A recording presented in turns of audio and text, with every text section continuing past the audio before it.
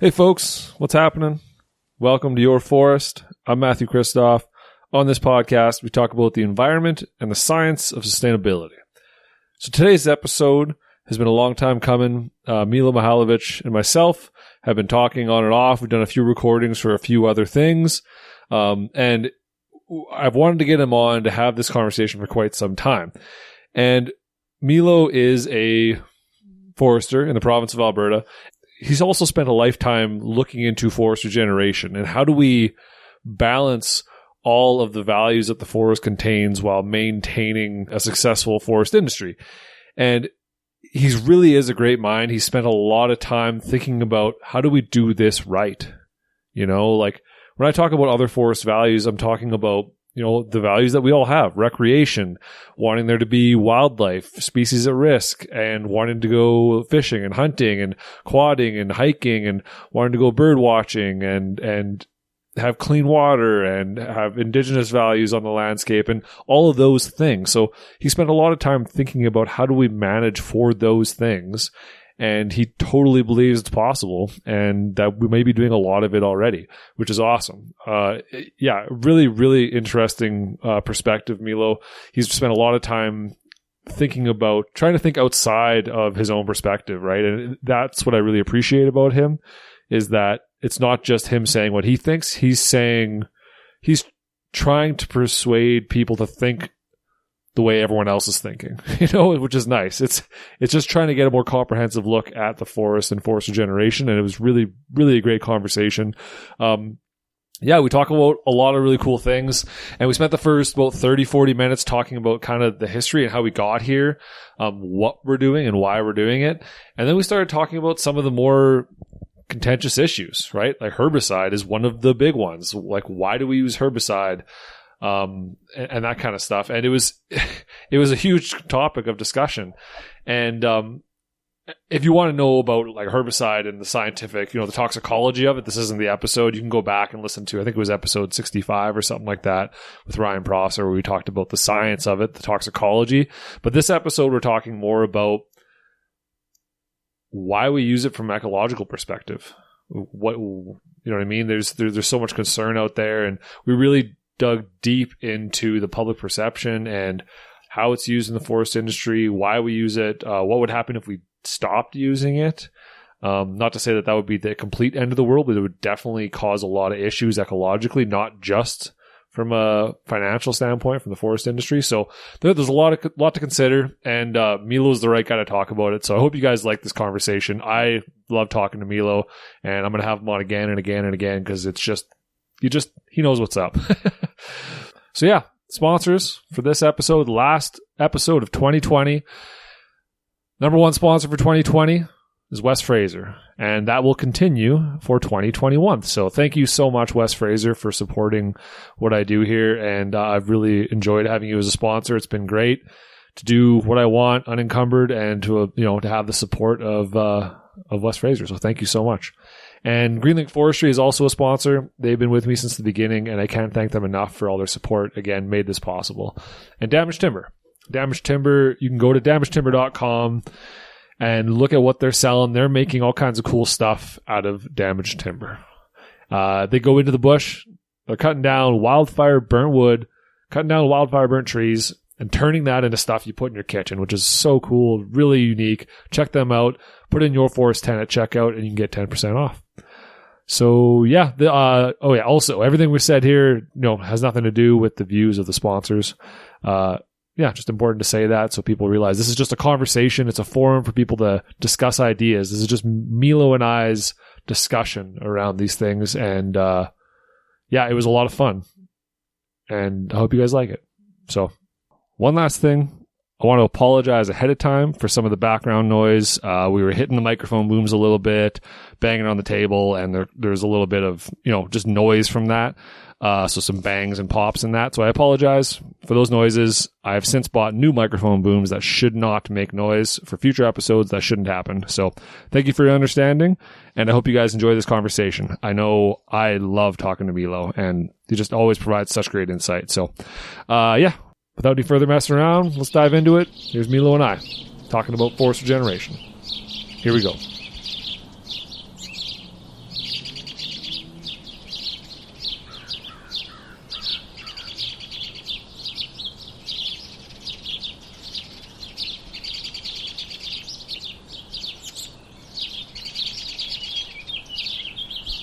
what is forestry to you? What's the purpose of forestry, and what are we trying to achieve? I guess the biggest thing about forestry is that we straddle the boundary between agriculture and ecology.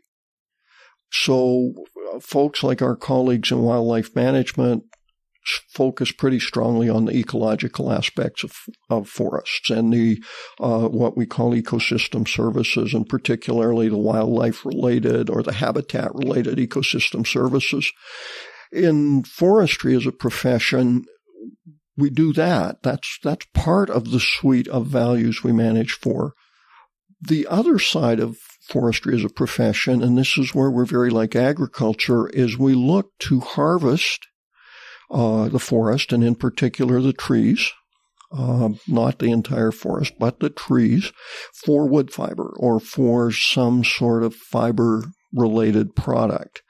And really, the fundamental underpinnings of forestry are that we want to do that in a sustainable way, and we want to do that in a way that maintains a fairly even flow of fiber from the forest to underpin economic development. Right. So forestry is more like agronomy than it is like biology when you look at the commercial side, when you look at producing a stream of products. And forestry at one point was Canada's largest industry, and that point wasn't all that long ago. I mean, even in the early 1990s, Canada's largest export stream was forest products. It was. I did not know that. Oh. Yeah. And we've since slipped. Forestry is no longer the largest exporter in Canada, but here in Alberta, forestry is the third largest industry after agriculture and the energy sector, or I should have reversed that, energy and then agriculture. Right. In British Columbia, forestry remains the largest industry. So forestry is a very large industry. It employs a lot of people. It underpins a lot of economies. That said, we need to ensure that we're sustaining that flow of fiber to sustain that economic driver. In concert with that, we need to recognize that forests occur mostly on public lands and supply a whole broad array of other ecological or ecosystem services, and we need to sustain those as well. And that means that as silviculturists, the people who renew the forest, we need to strike a very careful balance to ensure the supply of both ecosystem services and wood fiber. And I think one of the key things is we need to start thinking of wood fiber as one of those ecosystem services. And we've talked before about the idea of managing for the full suite of ecosystem services, not just using other ecosystem services to constrain production and renewal of wood fiber. So, right. Yeah, and that makes sense because it's and even when you speak about the economic importance of forestry, right, we recognize that it's important to point out, I suppose, that forest harvest, when done correctly, right, is one of the only truly sustainable, raw materials that we have on the planet, right? That if we can do it the right way, which is, planting what we, and just, making sure that we're paying attention to all those other values, then it is one of the only, if not the only, truly sustainable raw materials on the planet. And we need to protect that as well as, in order for, humans to continue to prosper and do well, as like you said, everything else. So it's interesting that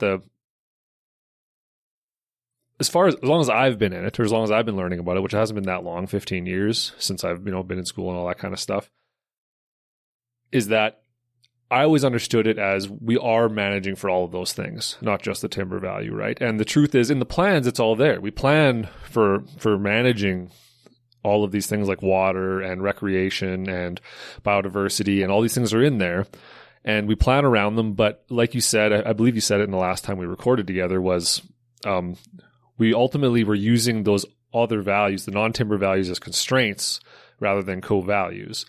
And I don't think that's necessarily done us poorly. It seems to have allowed us to protect those values while also maintaining timber value and economic prosperity.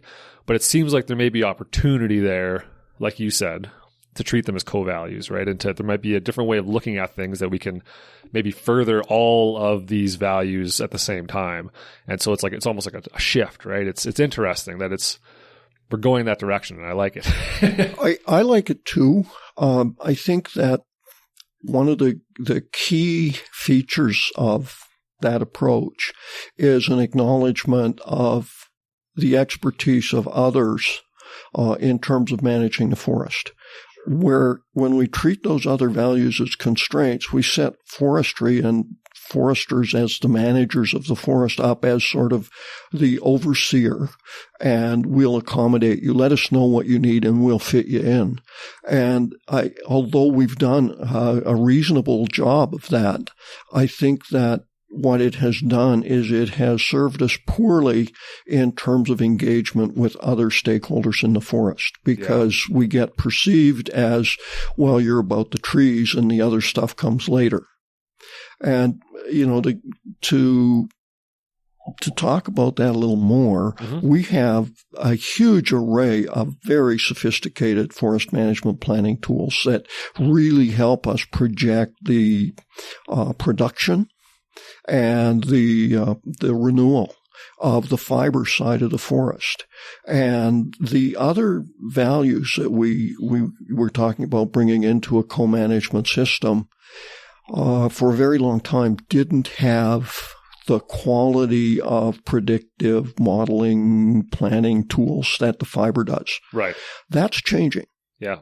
And if we don't recognize that that's changing, we put ourselves in a position where we're going to get surprised by someone showing up and saying, well, you're saying you're sustaining these values, but my model shows something different. Yeah. And as foresters, we don't want that either. As foresters, we have the same mindset as the biologists and that kind of stuff. We would like sustainable forests for everyone forever, period, right? But you're right. We need to make sure that we're watching all of the values and not just the timber values as closely as we are. I agree completely. Yeah. And I think that one of the things foresters have struggled with is having open and honest conversations with stakeholders.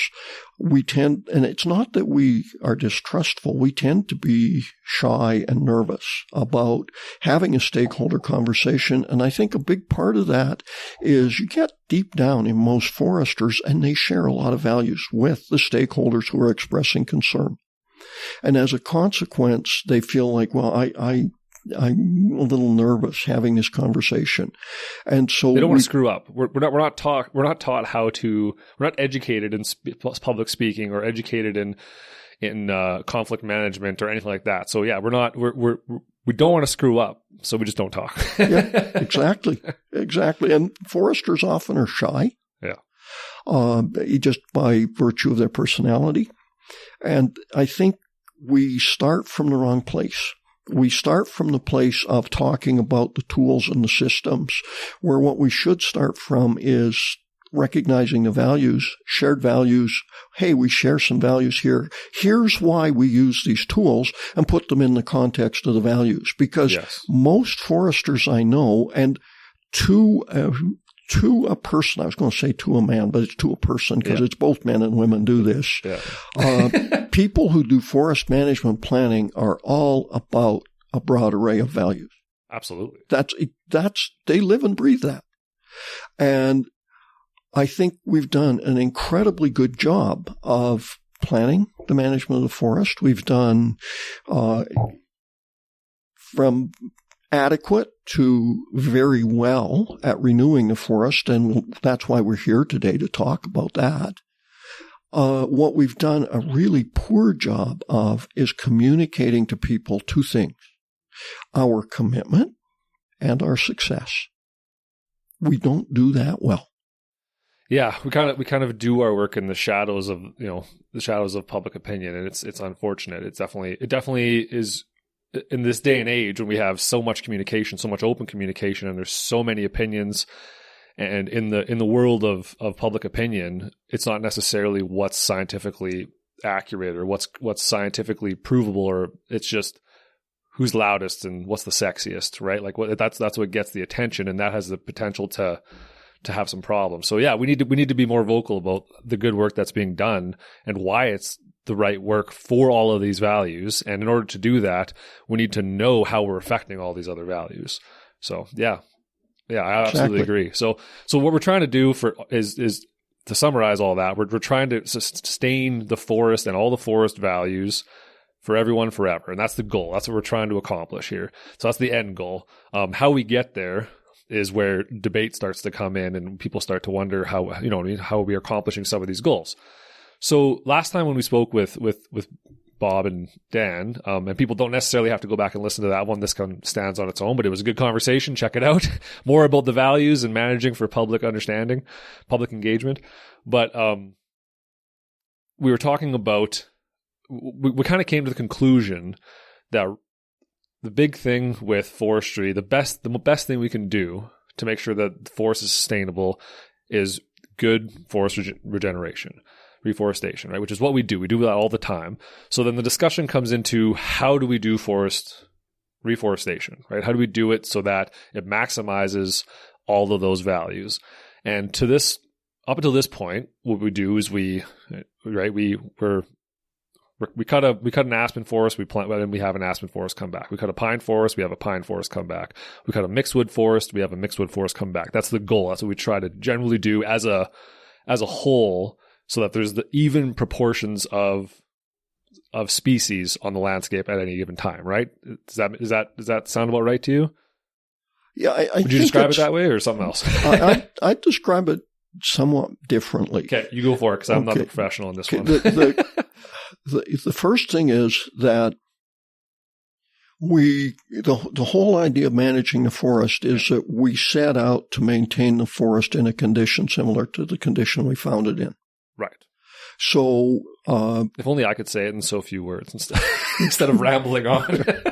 And well, I've had longer to think about it, Matt.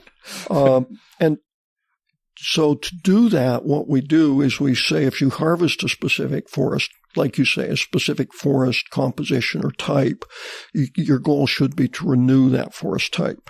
And there are a lot of mechanisms in place in the regulatory side of forest management to address that. There are mechanisms that say you need to measure your young forest and see if your young forest is growing at the rate you assumed it would grow when you made your harvest plan, because the idea is you never cut your capital. You always cut the growth. So just like living on a trust fund, you don't dip into the principal, you spend the interest. Right. Okay. So that's the first measure. Are we producing enough interest to support the harvest level that we're taking? And if not, we need to do one of two things. We have to produce more fiber, or we need to reduce the harvest level. And frequently it's both to bring things into synchronicity. Ultimately, we have to have that balance of we're not cutting into the principal, we're only cutting the interest, period. And that's just the way it is. Yeah. That's right. Right. Now, the second piece is that compositional question. So what we do is we define a variety of what we call cover groups, which are tree composition classes, and we say, as a silviculturist, your responsibility is when you cut this specific cover group on this piece of landscape, that's the cover group you put back on that landscape. Now that gets a lot more complex because the forest is not essentially a greenhouse where we put plants in vermiculite and feed them water and nutrients and control the light, and they grow. It doesn't always do what we specifically want it to do. Yeah. Well, and in fact, there's an enormous amount of stochasticity or randomness in how forests grow. And that's in response to randomness in climate and a whole bunch of environmental factors that regulate how forests grow.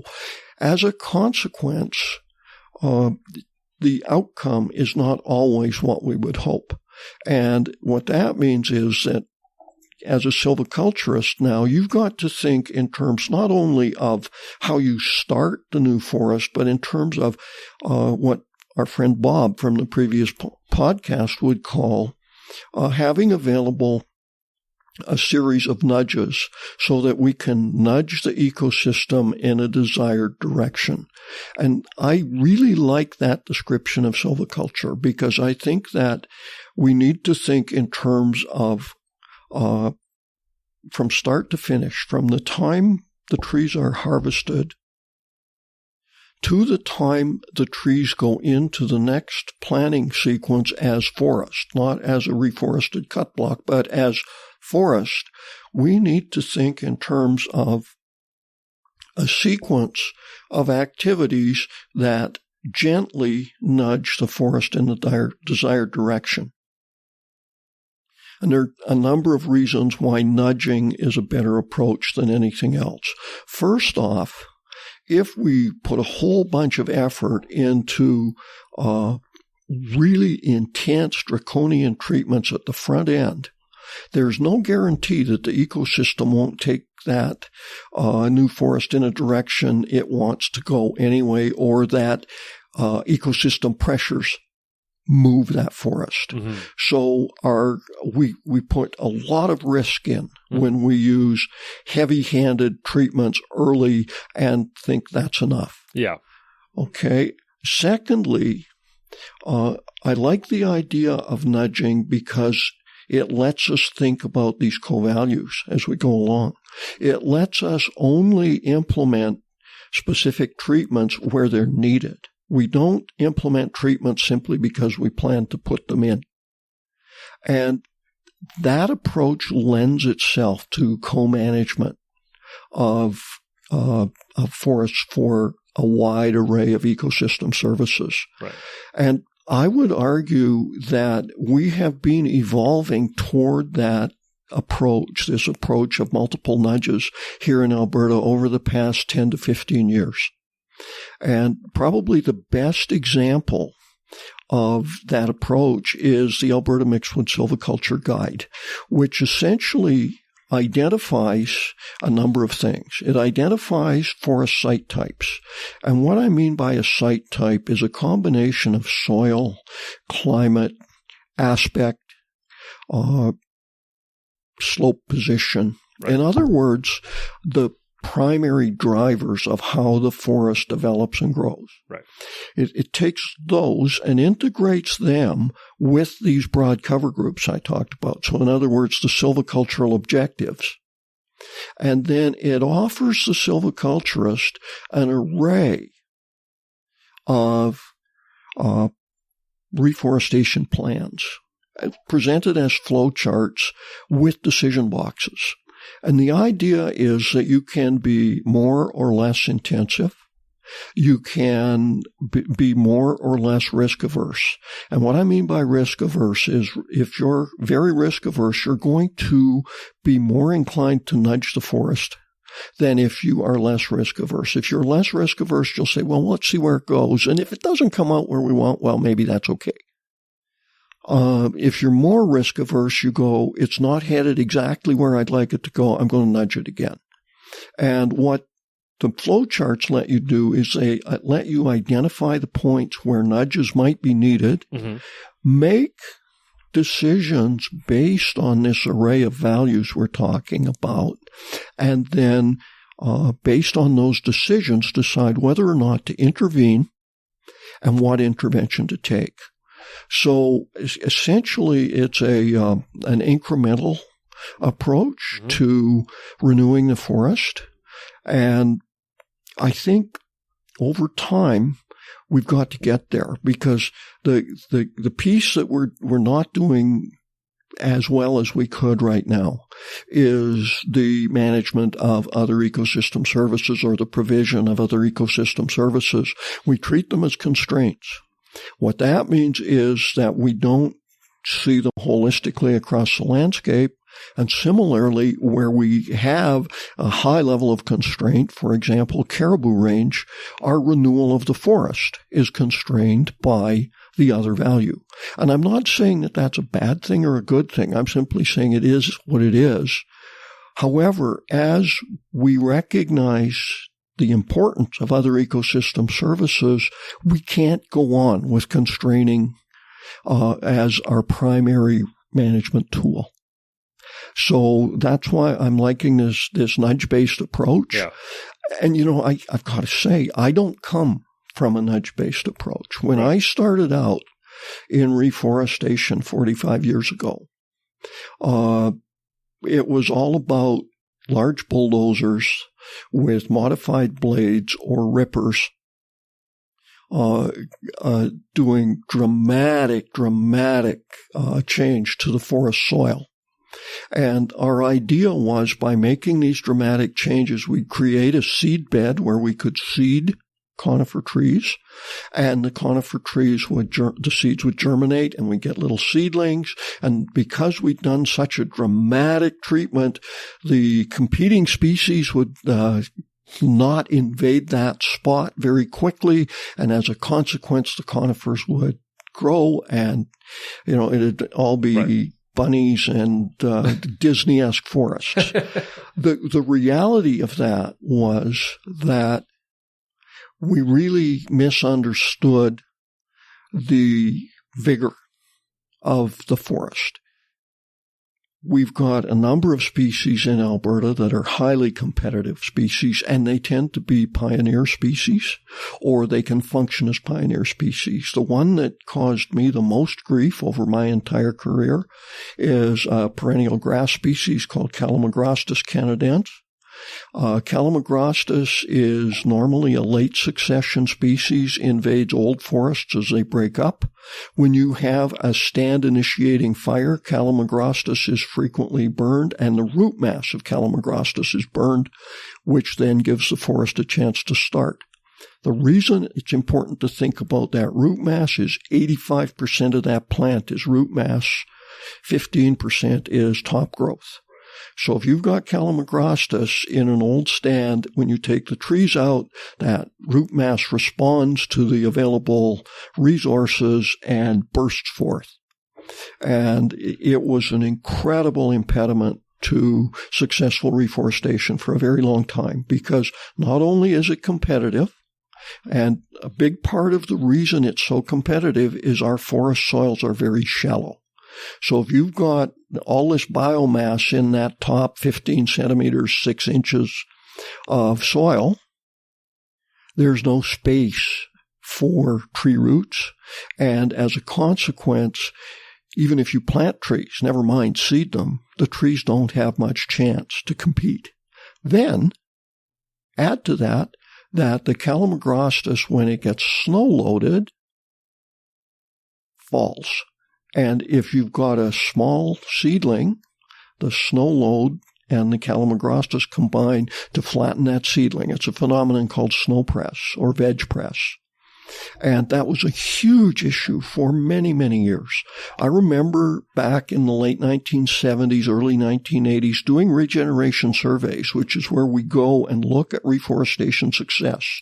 We'd put our plot in place, we'd mark the plot, and we'd whip out little hand rakes, and we would rake the Calamagrostis away to look for seedlings. Right. And we'd find a seedling, and it'd be all twisted and bent, and we'd say, oh, got a seedling.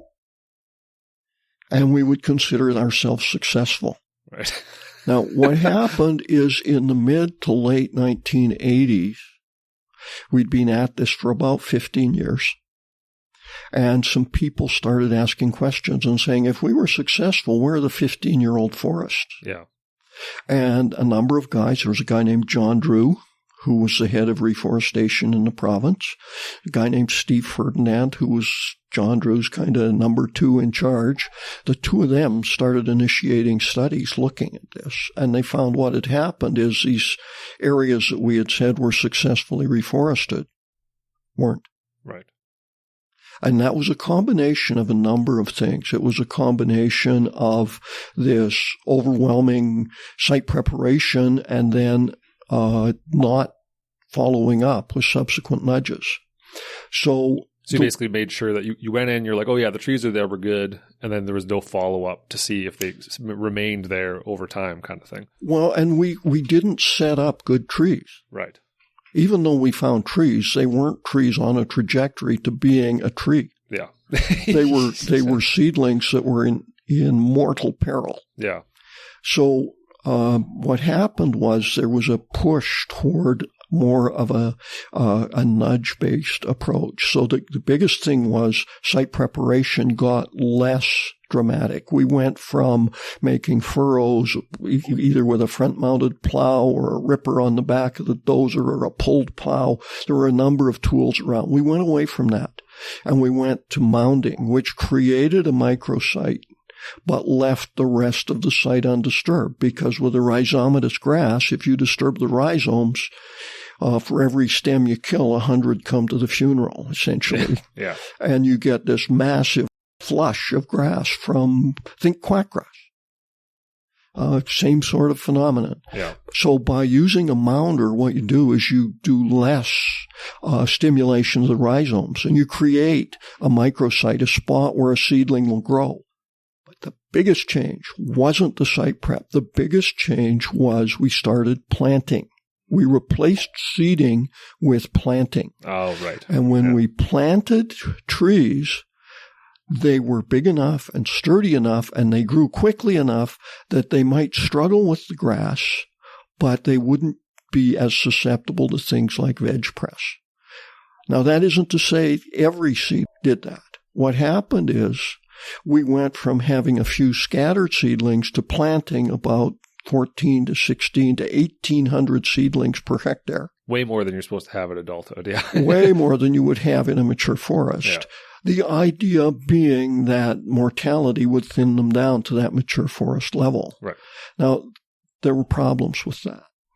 One of the problems was that thinning isn't consistent. So you would have clumps with lots of seedlings and then portions of harvested areas with very few seedlings. And the way we would get around that is we would do replanting. And so we put, I mean, that's a nudge again, yeah. But it didn't really speak to the big issue, which was the competition in the vegetation press that was coming up more quickly than the mounding could hold back. Yeah. And even if a tree were to get past that mounding, in many cases we're harvesting mixed-wood forests. There's an aspen or an aspen balsam poplar or a balsam poplar component in that forest. It too responds to the harvest by reproducing from root structures, comes in a big wave. The tree gets past the grass, and there it is competing with aspen. And the challenge is that, yes, the trees will survive, but they survive as an understory. They survive as a subordinate tree in that new forest. And even then, there's some taken out again by competition or by mechanical damage in encounters with those other trees. Net effect was we weren't sustaining conifer systems the way we would have to sustain them to meet our forest management planning objectives. Right. That's kind of the point, right? Is that some people might see that as being like, well, that's the natural succession, right? If that's the way, if a burn came through and then the aspen's the first thing to come back, then that's what should happen. But like you said, we're actively managing the forest. And when we're actively managing the forest, we're trying to accomplish certain outcomes, including all these, alternative, other values besides timber. And if we're doing that, then we need to, like you said, maintain broad cover groups across the landscape.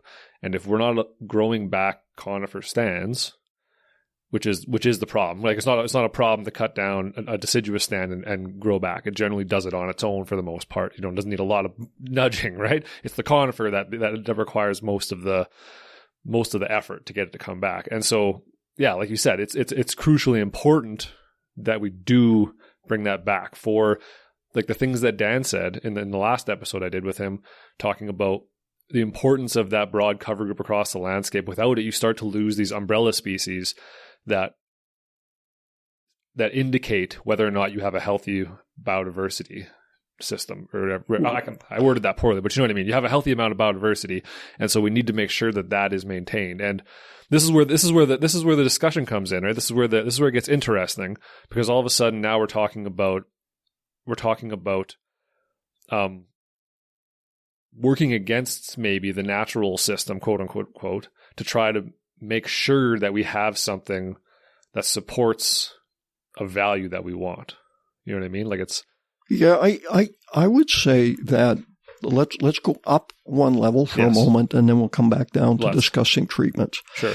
I would say one of the problems we've had, and this is not unique to Alberta, this is North America-wide, is that we've come to the forest, and particularly the boreal forest, which is so much of Alberta's forest, and we have misunderstood what we're dealing with. Okay. And there are a number of factors in that. First off, the biggest thing we've done since we started managing the forest is we have excluded a whole bunch of fires. Right. We fight fire. We protect the trees. Now, we do that really well in a year where fire hazard is low to moderate. And as a consequence, what we do is we exclude what fire ecologists would call stand-altering fires. Fires that crawl through the stand, kill some trees, leave trees standing, take out other vegetation that might be competitive, but it's taken out by the fire. And what we've done is we've taken that out of the system. I mean, just as an example, fire return intervals have gone from being measured in decades, so, 30, 35-year fire return interval here in Alberta, to a fire return interval of centuries, 300 years. Right. Okay, so that's an enormous change. Yeah. And it's not always catastrophic fire in a natural system. It's frequently low intensity, adjusts the composition, changes it's a nudge. I see what you're saying. So what you're trying to say is that I'm trying to reword it here, trying to understand what you're saying. You're saying that it's not necessarily that we're working against the natural forces to get something that we want. It's that we've created an unnatural system that is now forcing us to push it back into a natural way, with unnatural processes. Like we're trying to make sure that this, by secluding fire, we've changed the way the forest exists. And we've tried to replace that with forest harvesting, which can somewhat, create those new stands and try to create some heterogeneity across the landscape where we don't have fire. And with that comes all kinds of new problems, which we now have to deal with in forest harvest that otherwise wouldn't have to be dealt with if it was a fire. Yeah, the biggest thing, Matt, is that fire, and particularly frequent low-intensity fire followed by catastrophic stand-initiating fire or forest-initiating fire, is that these root-reproducing species we talk about, the Calamagrostis, aspen, those kinds of species, are much less affected by forest harvesting than they were by this frequent fire interval. And we need to also acknowledge something here, and that is that these stand-altering fires weren't an act of God. Right. A lot of stand-altering fire was burnt stick management. Indigenous peoples did an incredible job of managing the forest for a different array of values, particularly wildlife species, berry species, in other words, as a food source. They were managing it for their own sustainability needs. Yeah. Right. And, Matt, there was some incredibly good research on that done in the late 1970s, early 1980s here in Alberta. It's done by a guy named Henry Lewis in the anthropology department at the University of Alberta. And he wrote a review paper of the work he did, and it's called How to Maintain a Mosaic. And it's all about how indigenous burning essentially contributed hugely to the forest we encountered when we went into northern Alberta. And he did that based on a number of things. He looked at aerial photography, but he also had the good fortune or foresight to interview native elders in the extreme north of the province, where forest protection really only came into place in the mid to late 1950s, following the 1956 catastrophic wildfire year in Alberta. And so there were elders who remembered burning. Mm-hmm. So he went and talked to them about it. And I would suggest that if you've got an interest in forest management, you should read that paper because it tells us about why we encountered the forest we encountered. Yeah. So to assume, because we've got these mixed species stands, that if we go in and harvest and step back, they'll go back to a mixed species stand and succeed to a conifer-dominated condition isn't necessarily a safe assumption, because there were other pressures, other nudges, to use my phrase, that those stands were exposed to that they aren't exposed to in a reforestation condition now. Right. So we need to replace those. Yeah. Now, the thing we need to replace them with is with something that controls not just the upper portions of the plant, but we need to talk to their root systems because, again, I mean, these species have massive root biomass, and if we take the tops off, all that happens is those root structures put out new tops because the tops are really supporting the root system, not the reverse. With rhizomatous species, it's the root system that's the bulk of the plant. Right. So what foresters have come to, and we came to this as part of that progression, is the idea of using a herbicide treatment as a nudge. Now, there are other ways to manage some of these root reproducing species. For example, if we're managing woody competitors like aspen, we can replace herbicides or not use herbicides. We can use brush saws, and we can cut the brush. Now, there are a number of issues with that. One is that it takes a lot more frequent treatment. It takes about 2.5 on average brush saw treatments to equal a single herbicide treatment for aspen control. Now, the first thing the woodlands manager is going to say is that costs a lot of money, and it does. That isn't really the most important consideration. Right. The most important consideration, in my view, and a lot of woodlands managers would disagree with me. Right. Sometimes forest management is going to cost money. Yeah. Yeah. But the consideration I have is it means we're crossing that landscape with lots of people frequently, which means that we're going to impact those other values we're talking about, particularly things like passerine birds. Also, if we have things like vernal ponds or small sort of little mini features in the landscape, we're going to impact those because we've got so many people crossing that landscape. People with boots on the ground, walking around, cutting these areas. That's right. It's not like they're going for a hike through the bush. They're actually meticulously going through and stepping on everything to try and manage it for the trees very specifically. That's right. And not worried about the understory brush, not worried about whatever's going on underneath. They're just trying to. That's right. So yeah. So and not to mention the carbon footprint that has if you want to go to the even higher level. It has an enormous carbon footprint, and the other thing it has, which often gets overlooked, is there's some really serious toxicological implications for the people doing the brush sawing. Oh yeah, I guess I never even because unless you use the new benzene-free gasolines, which are more commonly available now than ever before. Right. The person running the saw has a very high level of benzene exposure, and benzene's a known carcinogen. So it's not without downsides. Mm-hmm. Now, when we replace it with herbicides, we get into a whole other discussion. Yeah. And that discussion is that herbicides, and particularly chemical herbicides, the way most people refer to them, seem to be a real well, they don't seem to be. They are a real flashpoint in our conversations with other people about forest management. Yeah.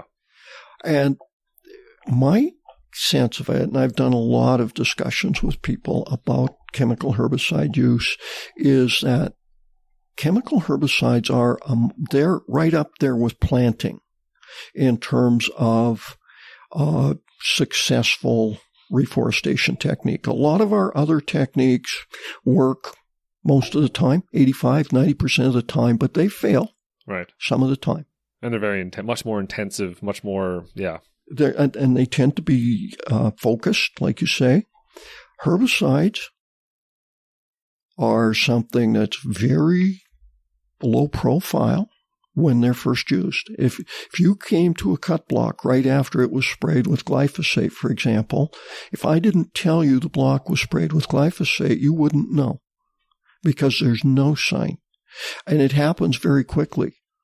However, the following growing season, there is this stark, enormous footprint. It's like, wow, you've devastated this young forest. Yeah. And the thing is, yes, we've had a tremendous impact. Think of it like a stand-altering fire. We've taken out a number of individual plants. What we haven't done, for the most part, is take out whole species. Right. What we find is over time, there's a recovery. And we end up with a forest fairly similar to what we'd have without herbicide use, with one big exception. And that is the forest we have post-herbicide tends to be conifer-dominated, where the forest we would have without herbicide would be deciduous-dominated. We've shifted the dominance of the tree layer.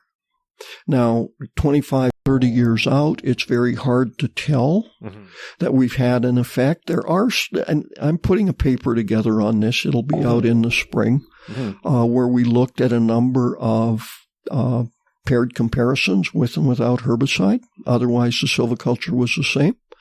And what we found was that by most measures of biodiversity, there wasn't a lot of difference. This was 20 years after? 25 years. 25 years after 25 years after herbicide use. Yeah. There was a trend that showed modest differences, and generally the modest differences in biodiversity, it was higher where we hadn't used herbicide. And the reason was where we used herbicide, the tree layer was clearly dominant. Where we didn't use herbicide, we had a deciduous-dominated forest, but the dominance wasn't as consistent. So we had variability in the forest structure, which led to variability in the plant community. So basically just not the herbicide didn't directly affect the long-term biodiversity of the stand, but it affected it indirectly by promoting a conifer-dominated spruce, a spruce stand, basically, that just has more cover, allowing for less light penetration and therefore less species to exist. Not because the herbicide had made it impossible for those plants to grow, but because only certain plants grow under spruce cover. That's right. Yeah. That said, even in those conditions, you don't get what I would consider a classic monoculture. You get a fairly conifer-dominant condition, but you don't get just conifers. Most all the other ecosystem components are there, or the plant system components are there.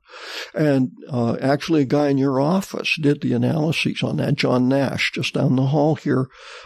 He did what he called a prevalence analysis. And we also did a paranova. So we did a whole bunch of statistical tests to examine this. And like I say, none of them were significant, but there was a trend. But I see that if they're not significant, what that tells me is that the change is reasonably modest. And that, in fact, what we're getting is a relatively natural forest, but it's not going to look anything like the forest that arises from succession following harvest. Right. Because we've put in that nudge that, in my view, sort of approximates low-intensity fire. Mm-hmm. Which, with a forest where we simply plant it and walk away and saying, well, let succession take care of that. Yeah.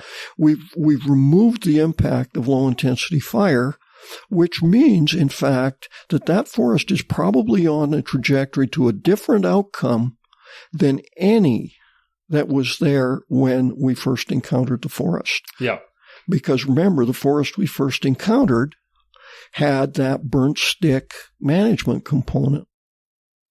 It's interesting, hey, when you think about that kind of stuff. Like we often, and I've had that discussion before, right? Done a whole series on it, on cultural burning and that. But we often look at the situation of the forest that we came to, that's what we want to maintain. But that's not necessarily what we should be maintaining, because that was altered as well. So anyways, but moving on from that, the conversation about herbicide use and the conversation about that, it's something you said to me a while back, was that even just saying the word herbicide creates such a visceral emotional reaction in people, right? And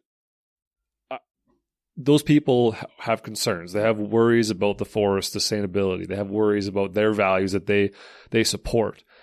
And I've come through our conversations over the last few weeks, I've come to a realization that that's not necessarily, like, the fact that they have such a visceral reaction to herbicide is a result of all kinds of things, right? From, the book Silent Spring, and from all kinds of bad, poorly thought out herbicide use that has been used in the past. But since then, we've come up with lots of regulations and stuff to make sure that doesn't happen anymore. But I've come to realize that their emotional reaction and their concern comes from a place of concern and wanting to maintain sustainability.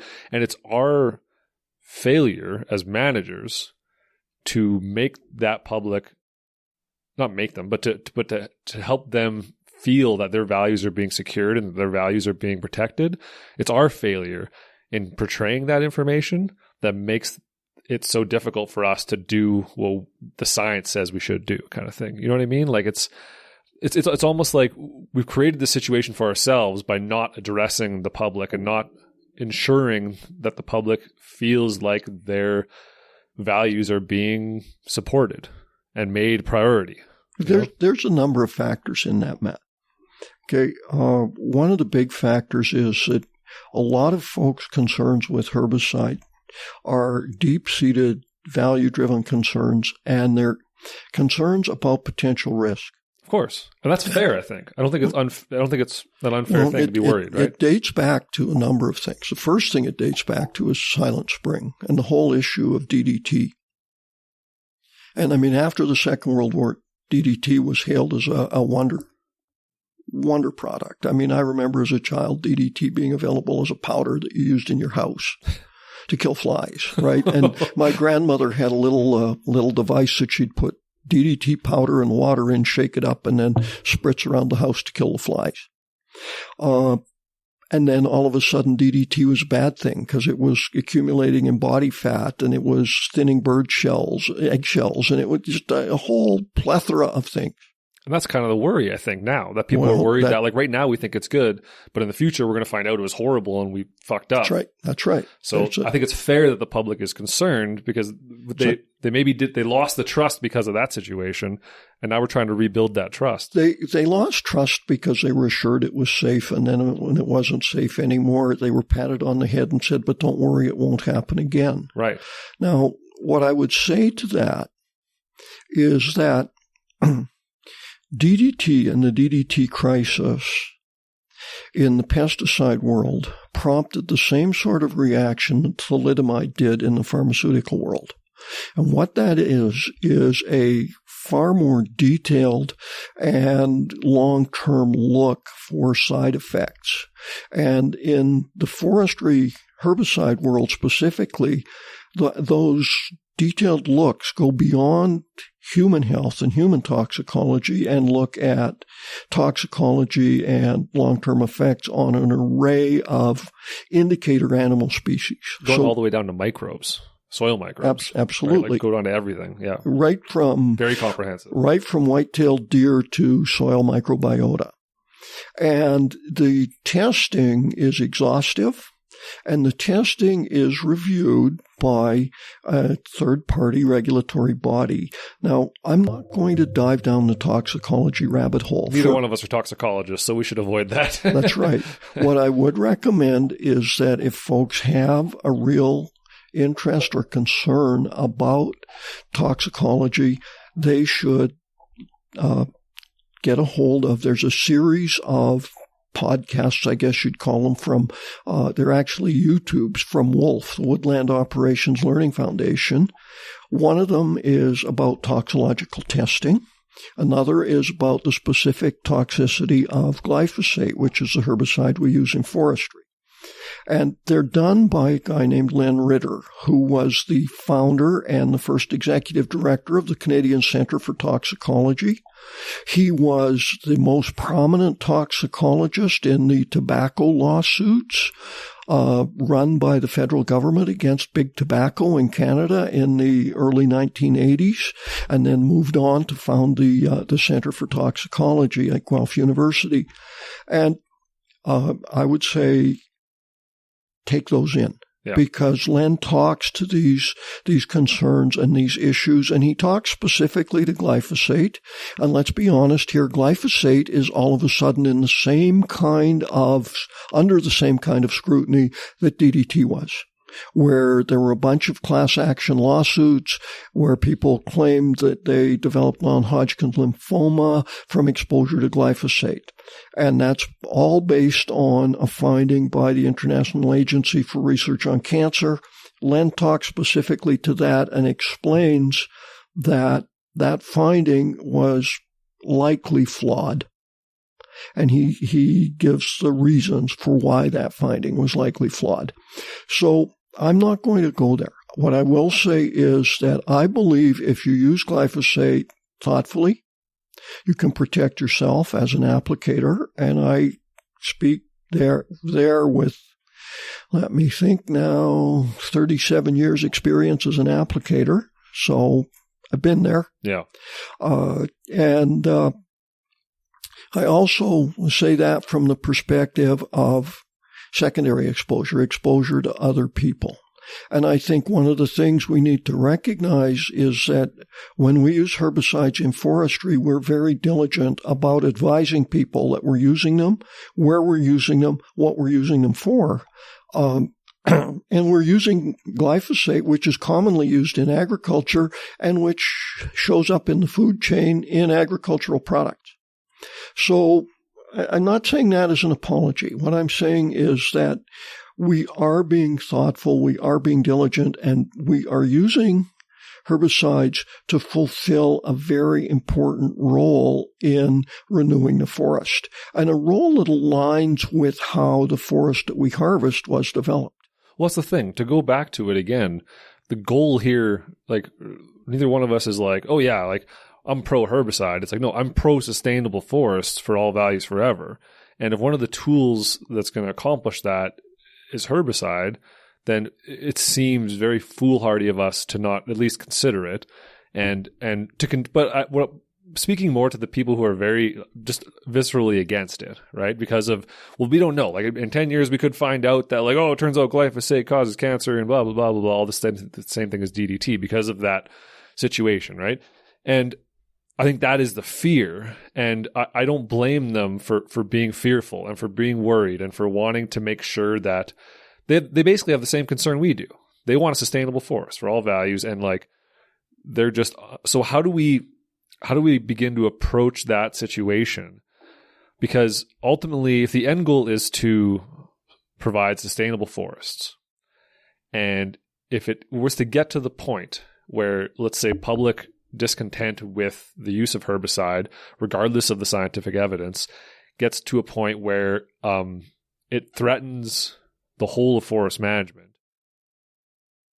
we will have to, like, it seems like we need to, we can't stand by it if it's going to cost us, you know what I mean, the rest of the forest management agenda, right? So it's almost, I don't know that's going to happen. I'm just saying that if it were to happen, how do we measure it? How do we keep track of it so that we know that we can continue to do forest management, which we know is proven to be successful at supporting all forest values? How do we continue to do that in a way that I'm just reeling here. My brain's going crazy, but I'm trying. Let me.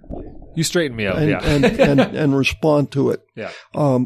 I think let's first parse the concern. Let's parse the concern. Okay. The real concern here is that we have done an abominable job of communicating herbicide outcomes to those concerned people. We say we need to use herbicides to protect the trees. The trees are our problem. They are more concerned with an ecosystem than with trees. And the ecosystem is a whole fabric of values and biota wrapped around trees. And the trees are simply the grid around which we weave a forest. Yes. Okay? Of course. And we say, well, we've got to protect the trees. What they see is if you don't do that, there'll still be trees there. There'll still be a forest there. And this is the big and. They perceive themselves as taking a risk when we use herbicides in the forest, because if they essentially forage in that forest and they pick berries or mushrooms and the forest is being sprayed, they're going to be exposed to the herbicide. If they shoot a moose or a deer in that forest and it's eating herbicide-treated vegetation, they're going to be exposed. So we're asking them to take a risk in their minds, and we're saying, and here's how we benefit. Right. It seems like a one-sided thing. Yeah. Well, and here's the thing. Back in the late 80s, early 90s, again, a guy named Paul Slovic from Oregon State University collaborated with Bob from our previous podcast, and they did a risk perception study in Northern Ontario. And all this stuff we're talking about is boreal-wide. It's not just Alberta. No, this is. And what they found was that was the core issue. People saw themselves as being exposed to a risk with no benefit. Yes. And, that's secondhand cigarette smoke. Right. That's a good way to put it. Right. Okay. So, in my experience, what I've been very successful at doing, and I'm not alone in this, there are a number of other people, a guy named Doug Mackey in Northern Ontario, a guy named Harry Lilieletto with Ontario Ministry of Natural Resources. Here in Alberta, a number of foresters who, when you talk to people about their concern with herbicides, try to understand not necessarily just what their concern is, but how they value the forest. And then frame your discussion around that value premises, not around the trees. Yeah. And, I've had trappers come to open houses and stamp their feet and yell at me. I had one situation at an open house where I left the open house afraid the man was going to shoot at spray helicopters during spray season. But in all cases, the approach I took was to try and find common ground. Right. And the common ground was me moving to understand their forest values and then try and frame the answer to meet those. And in the case of the individual who caused me all the concern, his concern was about toxicity and impact on other species. And I said, there is so much science, and I'm not going to sit here and say, just believe me. Right. And, there's this incredible reference tool called the Compendium on Non-Target Effects of the Herbicide Glyphosate. And the most recent one of those was developed about 2008. And I pulled one of those out and I handed it to him and I said, please go away, look at this document. And it's easy to use and it's abstracts of scientific papers. And if there are any papers in there that you think you might like to read the whole paper rather than just the abstracts, here's my card, get in touch, I will get you the paper. And after you've had a look at this, let's get back together again and talk. And 2 weeks after I gave him that compendium, he showed up in my customer's office. I was a consultant working for a silviculture forester. And he sat down with that silviculture forester and he said, I was wrong. There's been a lot of work done, and I think glyphosate is pretty safe. And you guys have got a problem, and I think it's important for you to deal with that problem, so I'm withdrawing my objection. And Matt, that's the thing, is we've got to go over to their side of the table and understand. If all we do is say, trust us, and this is for our good, we're sounding a lot like car salesmen. And let's go back to the secondhand smoke analogy here. Yeah. Big Tobacco said for years secondhand smoke isn't a problem. Did you believe them? I was baby when that was a thing, but it's pretty evident. Yeah. There we are. Yeah. So, I think that's the fundamental step we have to make as foresters, because I agree with you. If we don't start thinking in terms of where the other guy's coming from or where the other person's coming from, we may win the argument, but we will lose the opportunity. And the reason is that no one at a policy or regulatory level in government wants to be the guy to say, yeah, we've heard it's carcinogenic, but don't worry. Yeah, well, and that's the thing. There's so much information. Like, there's so many people that just Google it. This herbicide, like, what's the deal with herbicide, right? And there's so many articles, so many opinions, but very few people go to the scientific information to find out where there's actual evidence for, right? But besides that, what I really liked about this part of this conversation is that what you're saying is they're not the ones who have to change their opinion. We're the ones who have to make sure that we're addressing their concern and ensuring that we have their values in our plan, and that we can point to them, and we can actually do it. And it's on us to take this action. It's not on the public. The thing we have to recognize here is that we're in a landlord-tenant relationship. Absolutely. It's a public forest. And we're the tenant. Yep. So we better understand the landlord's concerns. And I would say that it's not just in accommodating their values. It's in demonstrating to them that we have considered their values, and that our nudge-based approach to forest renewal is the most likely way to get to those value outcomes. Absolutely. My friend Bob Day came out here back when we were first starting up herbicide use in Alberta. And Bob was a world-renowned silviculturist. And he looked at our challenge with Calamagrostis. And my friend Steve Blanton calls Bob a forest comedian from Ontario. and Bob did tend to the dramatic and the humorous. And he looked at these Calamagrostis challenge sites and the few scattered spruce trees and the massive sea of 2 and 2.5 meter tall grass that when you dug down, there was a 6-inch or 15 centimeter thick mat of dead grass on the soil surface. And it was the middle of June and the soil was still frozen. And that's ultimately the problem, right? Is that that's by not big part of the problem. We're actually deforesting. That's we're actually right. converting conifer forests into grasslands, which I'm sure nobody wants. But anyways. Bob had a term for it. Yeah. He would raise his hands up and he would go, blah, blah, blah, blah, anthropogenic savanna. Yeah. And, it was over dramatization, certainly. But, sounds like a guy I should have on. But he was making a really good point that we weren't really putting back a forest of any description. And, I think we did ourselves a huge disservice back in the 70s and 80s.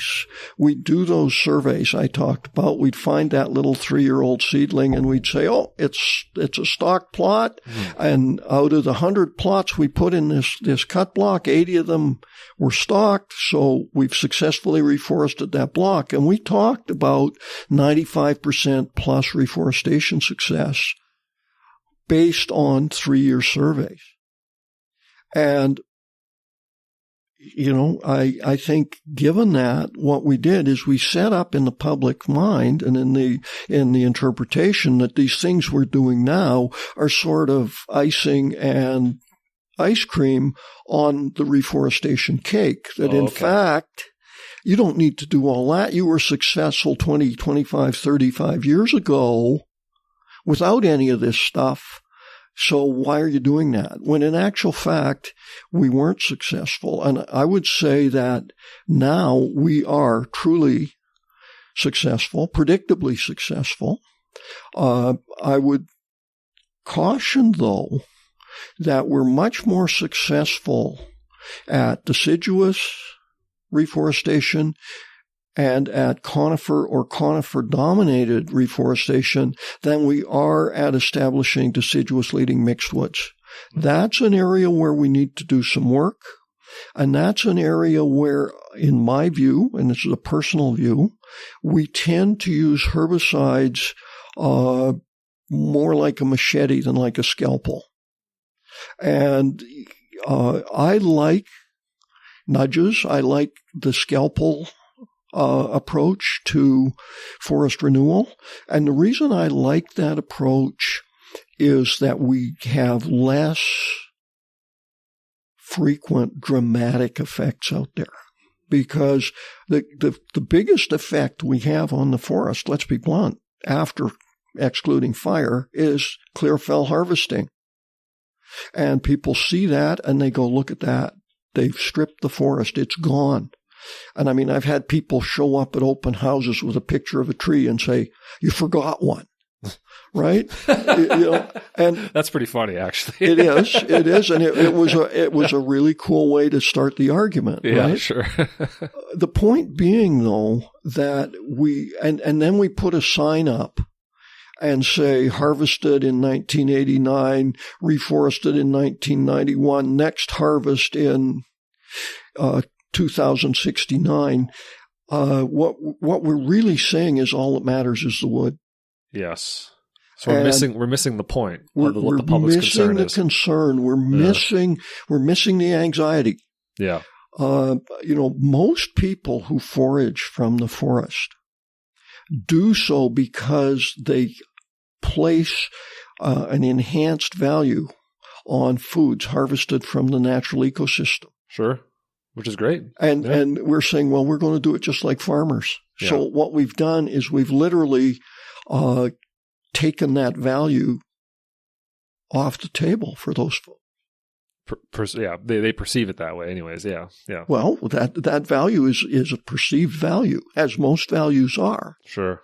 And we've taken it off the table. So the way to put that value back on the table is to have an informed conversation with them, and also to put some of those values back in. As an example, I worked with Seke Dene at the north end of Williston Reservoir for a number of years. And I worked for Seke. I didn't work for Abitibi or Slocan. And they're a First Nations group. They're a First Nation.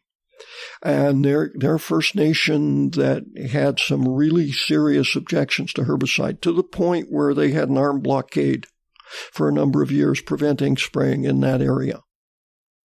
And what I found out was that there were certain places where they harvested moose, there were certain places where they gathered berries, and they didn't want those areas treated. Yeah. And there was a very, very simple solution. We trained some people in the community to use GPSs. They would go out and they would create a shapefile. We would give the shapefile to the forestry company and say, when you're planning your herbicide program, these areas don't get sprayed. And those areas generally totaled between 50 and a few hundred hectares a year, in areas where they were harvesting 4,000 and 5,000 hectares a year. So it was a very modest adjustment. And those values were recognized as important. Yes. And they weren't going to be compromised on. The values were not to be compromised. And the second really important piece is that we were putting those values into the system at the front end. We weren't being presented with a herbicide plan and then having to say, well, we don't want you to spray in that block. Yeah. Now Seke was saying, before you even make a plan, don't think about going here. Yeah. That gave Seke a sense of empowerment. And that's what gets lost here, is that these people have got a concern. We don't set out to empower them when we discuss with them. We set out to placate them or convince them. Right. You're exactly right. They still feel empowered. And there is plenty of examples of places across North America where the public had a problem with the way forest management was done for whatever reason. And Dan had a few of those examples, right? Yep. From Maine, where that created all kinds of issues for them. And because the public had an issue, they created some different forest policy because it's a political thing. It's not a science thing, and it screwed up their forest for a long time. And they're still trying to fix it. And there's plenty of examples of forest management being kicked off the land base because the public decides they're not satisfied with the job they're doing. And we have to be aware of that, not just to protect the forest industry, but to protect sustainable forests for all values. Because that's right. A forest that is unmanaged for centuries isn't much of a forest. It's going to cause all kinds of problems. We're on the landscape now, and to just let go and say, do what you got to do, it's going to cause all kinds of unforeseen problems, and who knows what we're going to end up with in the end. So it's better to have an educated, well planned out, well thought out, comprehensive perspective, and to try to, because we are already involved, we've already put our hand in balancing these values, we need to continue to do so. But like you're saying, we need to include that public perception, the public understanding into those values, and treat it as equal, and make sure that we're not doing our work in the shadows. We're doing it out in the open because we're proud of it, and we want to be as responsible as possible, and to include as many values as possible, and to be proud of it, to not have to hide the fact that we're doing herbicide or whatever, right? So, I'll give you an example. Back when we started using herbicides in Alberta, I worked with a number of companies, and there were a lot of companies whose mindset was, we're going to put an ad in the newspaper, have an open house, and hope nobody comes. Yeah. And so no real interest in actually doing it. Yeah. Well, and also I think there was a great deal of discomfort in discussing herbicide. Of course. Okay. On the other hand, I worked with a young forester who knew her area very well, knew the people in the area very well, and knew that there were certain people that would have a problem with herbicide use. And for her open houses, she'd phone those people and say, please come out. And we made a point at the open house that we always did a presentation before we had any sort of show and tell or questions. There was a presentation, and there'd be a presentation about why we use herbicides one year. And then another year it'd be a presentation about how we manage risk when we're using herbicides. Another year it was how we accommodate riparian values when we use herbicides. So there's always a discussion of the big picture first, and then a free and frank discussion. And on occasion, on one occasion, we had a couple of trappers who were, we are just really, really uncomfortable with. Yeah. And so we took them out to the area, and we flew around, and we showed them why we wanted to use herbicides. And we said, what do you think? And they said, well, you're saying all these good things, but we want you to prove it to us. So here's the deal. You guys go ahead and use herbicides for a year or two, and then we'll look at results, and then we'll talk again. So we used herbicides for 2 years, and then she called them and said, let's go look. So she honored her commitment to them and showed them what we did. And at the end of it, the senior trapper turned to us and he says, you've done what you said you'd do, and you left moose browse like you promised you would. And, I got to admit, there's more moose in this country after the harvest than there were before the harvest. Yeah. So he says, I still don't really like herbicides, but you guys just carry on. And you see, there's the compromise, Matt. We didn't ask him to change his mind. We said, we see your values as important. We're putting them into the system, and we can agree to disagree on herbicides, but we'll show you your values are out there on the landscape. Yeah. And I think that's the kind of communication we need to be thinking real about. Engagement. Yeah. You can't build trust without putting yourself out there. Honest engagement. Yeah. And you hit it right on the head. You have to have a trust relationship. And you can't have a trust relationship without actually working with people. Yeah, absolutely. You can't just expect the public to trust us because we're professionals, right? Like COVID-19 is a perfect time to discuss that, right? Like there's all kinds of distrust with professionals because of perceived understanding with people who have no understanding of the medical profession or toxicology or epidemiology or anything, but we still have our common sense approaches and all this stuff, right? So we can't lean on our expertise, quote unquote, as be like, well, don't worry about it. I'm a forester. Like, I've thought about this. We got you. We need to make sure, like, trust has to be built. And we're the ones who have to put ourselves out there on the line to build that trust. It's not the public's responsibility. It's our responsibility to do that, right? So we live in challenging times. Absolutely. And I just finished reading a book that I found extremely frightening because it talks about this very issue. And by a guy named Tom Nichols. He was a policy advisor to various U.S. presidents. He worked for the U.S. Department of Defense on sort of high-level science, technology transfer, and communication. And he teaches at Yale. So, I mean, this is a guy who thinks at a fairly high level, obviously. And the book is called The Death of Expertise, and how a number of factors, the proliferation of university education for one, the massive role of the internet in all our lives for another, and the polarization of society for a third, have all contributed to what he calls the death of expertise. That's the title of the book. And it's about why it happened and how it might be changed. And I would strongly suggest you read it. Yeah, I'll check that out. And it's available through interlibrary loan. That's how I got it. Mm-hmm.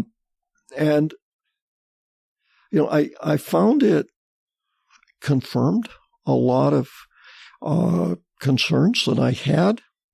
And I thought hard about the solutions, and I realized that the solutions he was proposing were a lot like what I just talked about here today, the need to build trust and build a relationship, and it's a show-me thing. Yeah. Okay? And I mean, it comes back to Stephen Covey. First seek to understand before you seek to be understood, right? Yeah. Fourth principle of 7 principles of highly effective people, or habits, pardon me. Yeah. You know, the thing is, Matt, what that means is, as a forestry profession, we need to have this as one of our ongoing objectives for every person in the profession, so that we can start establishing ourselves as credible. And when we have dialogues within the profession, we can't hide them. We need to say, well, you know, there's other ways to come to these outcomes. And tell people, you know, if you choose one of these other ways, here are the likely path the forest will go down.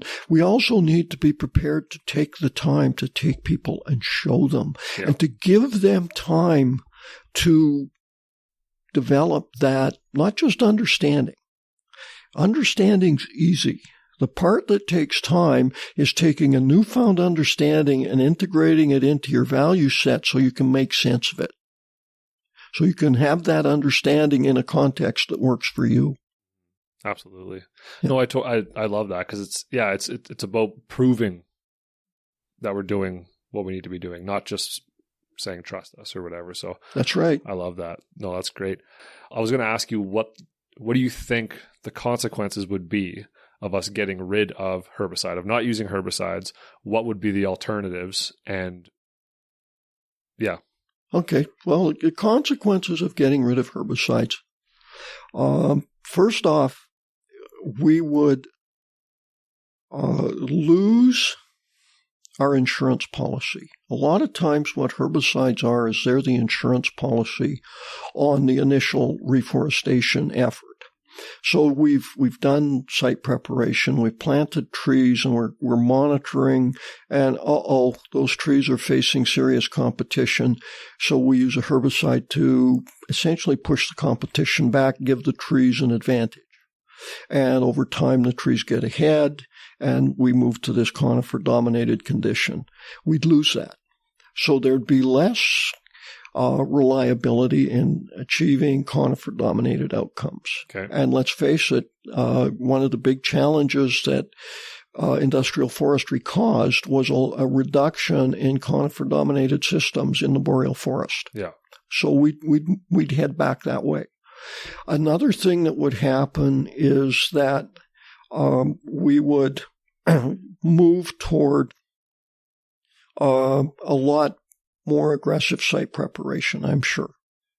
And we would probably go to brush saws where it made sense, but we would, overall, I think we would see a diminishment in conifer growth.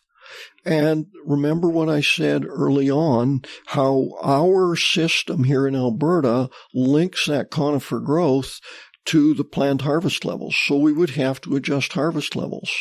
And I mean, there are places in the world where they've taken herbicide out of the system.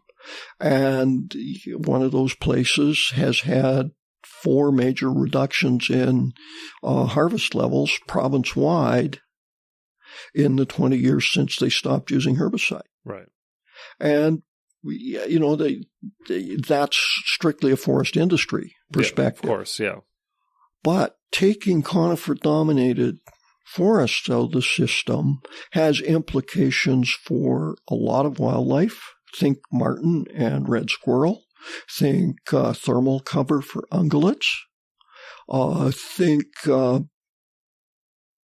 lichen and cover for caribou.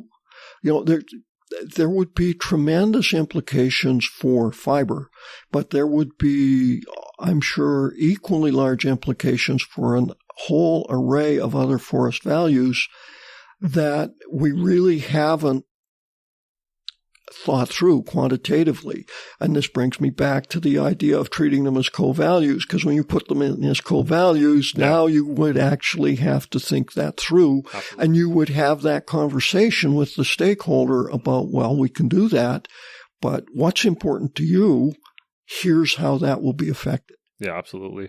So what about, just quickly, what about the idea of, I had a whole podcast with Phil Como about successional reforestation, right? About potentially what would happen if we change the system we have. So we stopped using herbicide and we started going towards a system of allowing stands to come back with aspen and then maybe underplanting with spruce years later, or maybe doing understory protection harvesting and allowing, so doing a different system, right?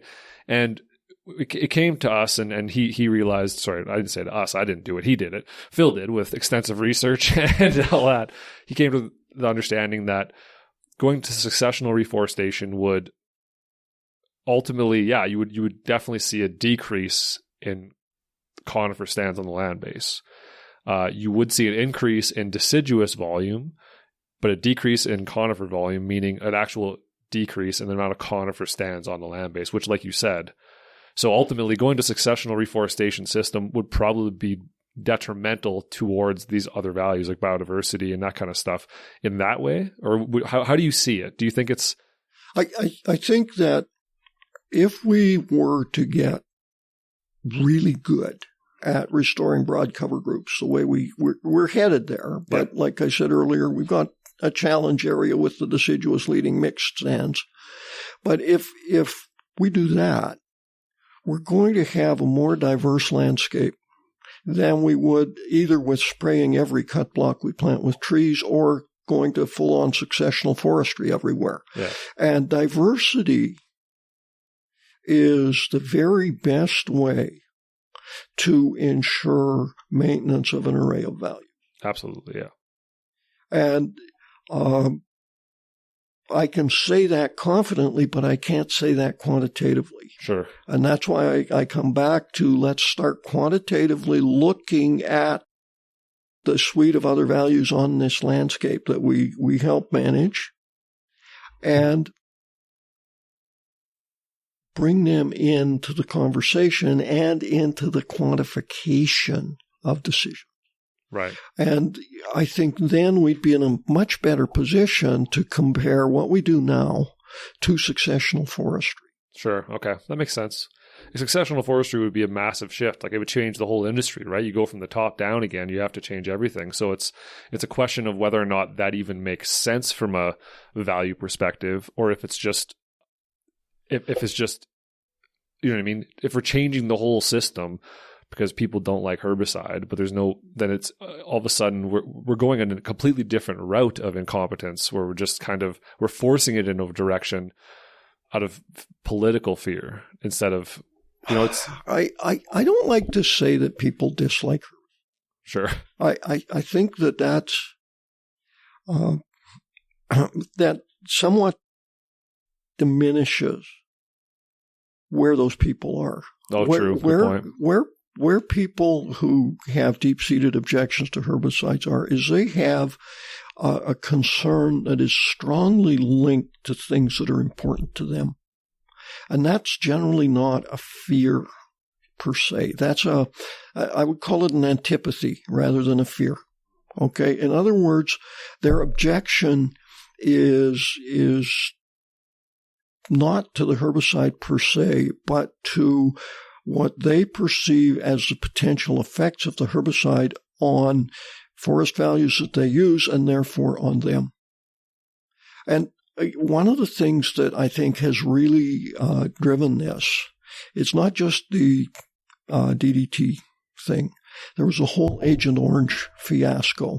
And one of the big things about people's perception of spraying is they perceive us as using herbicides at a large scale and spraying it in a way that if you use it, it gets everywhere. Just willy-nilly, yeah. And I'll anecdote again, back in the early 2000s, I had a research scientist from Eastern Canada out here, and we were collaborating on a project. And the scientist made the comment that, but if you spray glyphosate in a cut block, there's glyphosate everywhere in the cut block. And I said, maybe if you do it, come with me. And I threw him in a helicopter and showed him a bunch of blocks we'd sprayed. And that's one of the things that we do really well in Western North America, Alberta, British Columbia, Washington, Oregon, is we use very rigorous risk management to ensure we only put herbicide where we commit that we're going to put herbicide. Yeah. And, this fellow was taken aback. And he went back to Eastern Canada, and he talked to his colleagues, and he talked to people in Ontario. And in fact, our risk management protocols have moved east. Because what people recognized is that if, in fact, we do a better job of using herbicide, we're in a much better position to tell someone, yes, we understand your concern, and therefore we won't treat this area. If people believe us that we won't do that, they're much more likely to find common ground with us. Yeah, exactly. Yeah, like you said before, right? We can't hide behind the guise of knowing what we're doing. Even though we do, we have to prove that we're trustworthy, prove that we're out there for their values, prove that we're not some kind of duplicitous, creepy, industry guy who's getting out there to steal the cash off the landscape and get the hell out before people realize that we did something bad, right? So we have to prove that we are stewards of the land. And that's on us to do. Well, and it's also we have to prove that we're genuine in our concern for the forest. Yes, exactly. It's not just the tagline. And once we do that, once we prove that our concern is real, we've immediately got a point of commonality. A person who is concerned enough about herbicides to step forward and speak up, first and foremost, concern is big. Their concern for the forest is real and genuine and deep. Absolutely. And if we show that we have a similar level of concern, there's a point of commonality that we can work from.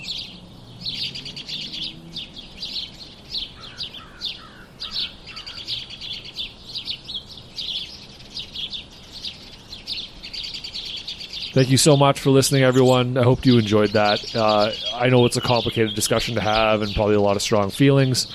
I understand, and don't take our word for it. Do your own research, look into it and look into the science and be critical. And that's great. That the more critical thinking out there, the better, right? It makes sure that what is being done in the landscape is the right thing. So I definitely encourage all of that. So please look into it, and I'll continue to question it myself, question what we do, and to make sure that what we're doing is the right thing and that we're supporting sustainable values for everyone, right? I'm going to continue to do that, and if things change, then we'll change what we do. So I hope you guys, I hope you got something out of that, and I know I really enjoyed talking to Milo. Like I said at the beginning, he's awesome.